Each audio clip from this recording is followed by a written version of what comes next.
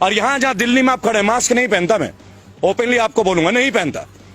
और लगभग 3 करोड़ से ज्यादा लोगों से मिला हूं, वर्क कर रहा हूं कोरोना के ऊपर भी, एक से एक वर्ल्ड के फेमस डॉक्टर्स के साथ बराबर। अगर है कोरोना तो बंगाल में रैली क्यों हो रही है? अगर था कोरोना तो बिहार में रैली क्यों हो रही है? और अगर अब भी कोरोना है तो तमिलनाडु में क्यों हो रहा है? तब इनके नहीं। अमित शाह जी मास्क पहनते हैं क्या? अंजना सिंह पहनती है क्या आज तक में? ये रूल हम जैसे सिविलियंस के लिए 2000 रुपए का चालान गाल पे चाटा नहीं लगता? क्या दे दिया हम लोगों को? ब्यूटी पार्लर वाले घर बैठे रहे, टैक्सी वाले घर बैठे रहे, कोचिंग इंस्टीट्यूट वाले घर बैठे रहे, जिम चलाने वाले घर बैठे रहे, एक का भी किराया रुका गया, लोग बर्बाद हो गए, बर्बाद हो गए। उनके लिए बैकअप पैकेज रहा, इन्होंने बोला मुद्रा लोन दे दिया। चलिए आप पत्रकार हैं, 100 युवक ले लीजिए जो पोस्ट ग्रेजुएट हो, मैं तो गोल्ड मेडलिस्ट हूं, 100 गोल्ड मेडलिस्ट लेके आता हूं, बताइए कौन से बैंक में चलूं? आपको एक को मुद्रा लोन नहीं मिलता। कारण बैंक वालों को कोलैटरल चाहिए। Collateral, what is collateral? कि लोन तब देंगे जब आपके पास बैकअप रहेगा। जबकि गवर्नमेंट ये कहती है ये उन यूथ के लिए ये परियोजना है जिनके पास कुछ नहीं है, अच्छी विचारधारा, हम एक प्रोजेक्ट उनको देंगे। Where is that project? कहां है वो प्रोजेक्ट? इस बात का विवाद है। तो हमारा विवाद नहीं है, हमारा फाइट है आपके साथ, बैड गवर्नेंस के साथ। और हम लोग बजाते सबकी हैं, हम लोग कांग्रेस को भी बख्शे नहीं है। मैं आपको बता दूं, अगर राहुल गांधी में ही दम होता, उनमें ही क्वालिटी होती, तो हमें इनको थोड़ी झेलना पड़ता, अच्छे दिन का जुमला थोड़ी सहना होता। उन्होंने भी वही किया, इन्होंने भी यही किया। और आज अगर कुछ कोई अच्छा कर रहा है, अगर मैं अभी बोल दूं राहुल गांधी अच्छा है तो कांग्रेस का चमचा, अगर मैं अभी बोल दूं केजरीवाल बिजली दे रहा है तो उसका दल्ला, यही तो इनके पास रह गया। केवल आईटी की वॉर है हम लोगों के साथ, आईटी। और अब जो आपने बोला ना सोशल मीडिया, क्या हो जाएगा सोशल मीडिया में? रोक दोगे तो क्या होगा? बोलना बंद कर देंगे। अरे जिस रोड पे खड़े होंगे ना, वहां हजारों लोग खड़े होंगे। जुबान भी बंद कर दोगे क्या? जुबान बंद कर दोगे? अनुराग ठाकुर नहीं बोलते हैं गोली मारो, मार दो गोली भाई, गद्दारी तो दिखा दो। अरे गद्दार को तो जीने का हक ही नहीं है। आपके लोगों में अनुराग ठाकुर कौन से गाड़ी में घूमते हैं जी? और परिवारवाद की चर्चा, राजनाथ सिंह का बेटा कौन है? मैं गौतम बुद्ध नगर में रहता हूं, राम राज्य में, जहां बोलना मना है, आपकी जानकारी के लिए मैं वहीं से बजाता हूं। कौन है पंकज सिंह? राजनाथ सिंह का बेटा। वहां के एमएलए कौन थी? विमला बाथम। कहां की थी? बेस्ट एमएलए थी। उनको हटा के राजनाथ सिंह के बेटे को टिकट दे दिया जाता है। परिवारवाद नहीं है? तब मुलायम सिंह याद आता है आपको, तब लालू याद आता है। Rules has to be made not biased for all, one for all for one. अब देखिए 12 करोड़ लोग हमारे फाउंडेशन से जुड़े हैं। इस साल के अंत तक 25 करोड़ का टारगेट है, और 2022 यूपी और 2024 पूरे देश में। लेकिन कोई पार्टी को सपोर्ट नहीं करेंगे। ओपनली हमने एक बात बोला है, जो भी कैंडिडेट क्राइम फ्री हो, जिनके ऊपर मुकदमा नहीं हो, औरतों के प्रति गंभीर केस ना हो, जिन्होंने छात्र में नेता कभी भी कोई काम किया हो, या जो अनएजुकेटेड हो, अपनी गली मोहल्ले का, उन सब लोगों को हम फाइट के लिए तैयार हैं। रेबल फाउंडेशन उनके लिए तैयार है। 97 केसेस लड़ रहा हूं, विनिंग रेट 100% है। आज तक हारे नहीं है जिस केस को उठाया है लीगली। अब ये चौथा केस है। अब देखिए इनको आरटीआई से हराएंगे, आज चौड़े में हराएंगे, इनको जवाब तो देना पड़े। आज किसान आंदोलन में 200 से ज्यादा लोगों ने शहादत दी है, 200 से ज्यादा लोगों ने। उनके लिए किसी को समय नहीं मिल रहा है। लेकिन राष्ट्रपति महोदय को इस कोरोना काल में एक स्टेडियम का अनावरण करने का समय मिल रहा है। और आप वो दौर देखिएगा किस तरीके का, मास्क पहन के लोग जा रहे हैं, स्टेडियम का नाम रखा जा रहा है, अंबानी कॉर्नर भी है, अडानी एंड भी है। यह भी आपको बता देना चाहूंगा। एक सवाल लोगों के मन में केवल यह रह गया, 23 तारीख को मैं कलकत्ता था, मुझे पता चला कि माननीय मोदी जी भी कलकत्ता पहुंच रहे हैं, तो मैं शहीद मीनार में था, मेरी वहां कॉन्फ्रेंस थी, और नेताजी सुभाष सेना के लोगों ने मुझे इन्वाइट किया था। उन्होंने जाके नेताजी सुभाष चंद्र बोस के बारे में कितनी ही बातें करी। 23 जनवरी, उन्हें जब भी किसी राज्य के कोई नेता की याद आती है ना, वो तुरंत फ्लाइट लेके पहुंच जाते हैं। अगर उनके दिल में सच में ये भक्ति होती है नेताजी सुभाष चंद्र बोस के लिए, या चंद्रशेखर आजाद के लिए, या प्रफुल्ल चाकी के लिए, या अशफाक उल्लाह खान के लिए, किसी भी हमारे शहीद आजम भगत सिंह के लिए, तो क्या ये स्टेडियम उनके नाम में नहीं करना चाहिए था? अगर वो ये करते तो हमें ये लगता कि नहीं, ये राजनीतिज्ञ नहीं है, ये नेशनल लीडर है। नेशनल लीडर, केवल प्राइम मिनिस्टर नहीं है। हमने मोदी जी को as a prime minister selection नहीं किया था, हमने उनको सिलेक्शन किया था एज अ नेशनल लीडर, कि एक साधारण व्यक्ति भी बिना खानदानी पॉलिटिक्स का, बिना पैसेपति, बिना पूंजीपति परिवार के, क्योंकि वो खुद को चाय वाले बताते हैं, राइट, तो वो प्रधानमंत्री बन सकते हैं। क्या फर्क रहा जब 2010 से पहले मायावती जी ने दलित प्रेरणा स्थल में अपना स्टैचू लगाया था, अपनी प्रतिमा लगाई थी। उन्होंने लोगों से आह्वान किया था कि मुझे पूजो, मुझे पूजो, ये कहा था। लेकिन तब यही लोग थे जो विरोध करते थे। आज इनको क्या हो गया भाई? आज आप अपना नाम की पूजा नहीं करा रहे? क्या इस वक्त उनकी उतनी उम्र हो गई है? अब बहुत जल्दी आप ये भी देखेंगे कि भारत रत्न आपको ना मिल जाए, क्योंकि जिस देश में मौजूदा प्रधानमंत्री के नाम पे स्टेडियम होता है, और उसका अनावरण मौजूदा राष्ट्रपति करते हैं, तो कहीं ना कहीं सबको टेंशन होती है। महंगाई पे देखिए, देश के असली मुद्दे इस वक्त स्टेडियम नहीं है। देश का असली मुद्दा अगर आप देखना चाहे, कोई भी नेशनल मीडिया जो हमारी बेसिक मुद्दे उन पे चर्चा नहीं कर रहा है। क्यों ना चर्चा करे महंगाई के ऊपर, क्यों ना चर्चा करे बेरोजगारी के ऊपर।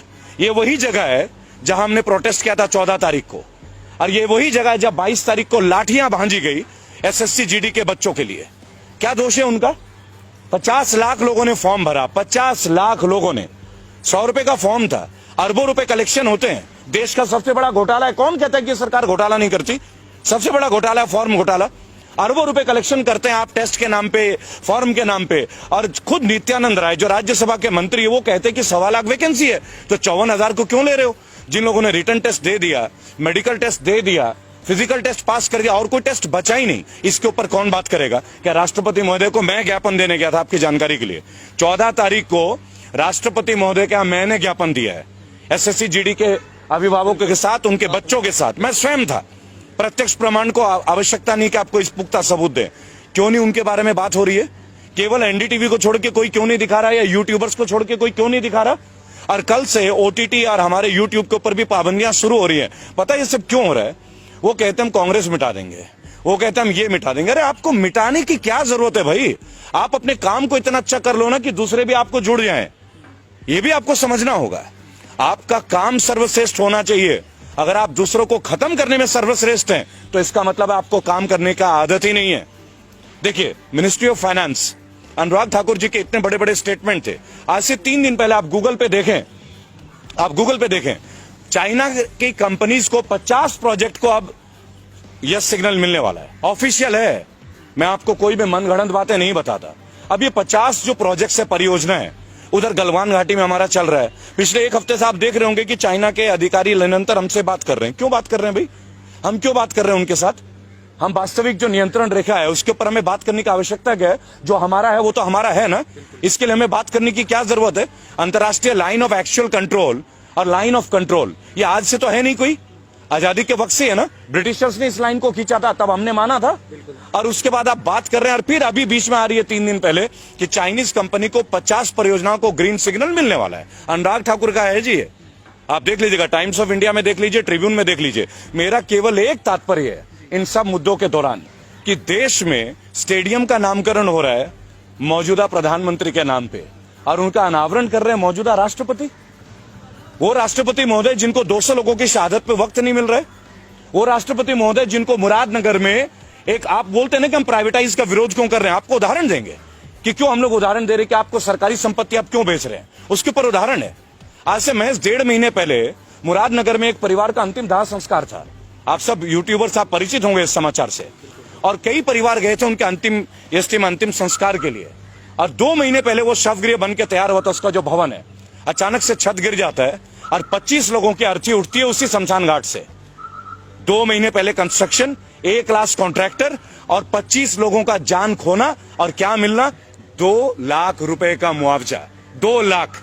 जिस सरकार में सीना चौड़ा करके एक बीजेपी का कार्यकर्ता मिल जाए ना, मैं तो उनके बीच जाता हूं, उनसे एक बात पूछता हूं केवल, आप 5 लाख करोड़ की बात करते हैं कि जीएसटी में आपका कलेक्शन है, और हमारे देश के नागरिकों को 2 लाख रुपए का मुआवजा मृत्यु होने पे, वो भी जिसपे सरकारी रवैये के भुक्तभोगी हैं, वो भुक्तभोगी हैं, तो इनके ऊपर कब बात होगी? कब बात होगी इनके ऊपर? इनको 2 लाख क्यों? देश तरक्की कर रहा है। आप ये कह रहे हैं कि देश तरक्की कर रहा है, राइट? अगर देश तरक्की कर रहा है तो देशवासियों से तरक्की होती है ना।